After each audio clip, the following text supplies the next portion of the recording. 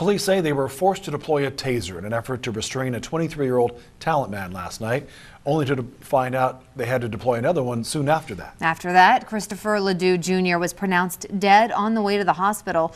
Newswatch 12's Christy Lewis joins us now with a look at what local law enforcement officials are saying about the recent spike in in-custody deaths. Well, Ashley, Brian, this marks the third in-custody death in Jackson County in the last year, and actually in the last 3 months. And I spoke with a Jackson County Sheriff's officer today who says drawing any similarities between these three incidents is still purely speculation.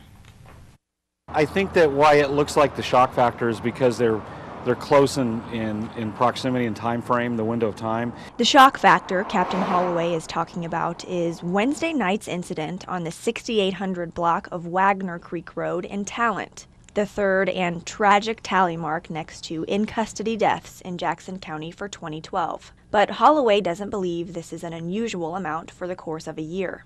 I don't think that if they did studies across the country and maybe a little deeper look into our community, that it's just, you know, it's unfortunate, but it came within a close period of time, and I don't think it's anything that would be shocking with the numbers. Back in the second week of June, Scott Chappelle of Eagle Point suffered from an unknown mental emergency, and police deployed a taser. It did not affect Mr. Chappelle at all. In fact, he continued to move and act in his erratic behavior. Chappelle passed away shortly after on the way to a local hospital. Same story with Talent's Christopher LaDue Jr. He was responding erratically and running around. We were trying to control him at that time, being somewhat violent. The night of August 29th, a similar situation using a taser occurred in Medford, ending in Joseph Vorosky's death. The three incidents have three things in common: an erratic suspect avoiding arrest, non-lethal use of force, and a continuing anticipation of an autopsy. Every circumstance is different, and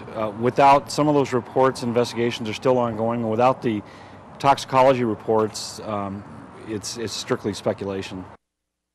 The autopsy for Christopher LaDue Jr. is scheduled for tomorrow, and his father told me over the phone today that his son had suffered from schizophrenia in the past, and he believes his son was under the influence of an herb he bought at a Medford smoke shop. Now, the Jackson County police officers told me today that they actually undergo a training where they actually experience what it's like to go through a taser deployment so that they know firsthand. All right. Thanks very much, Christy.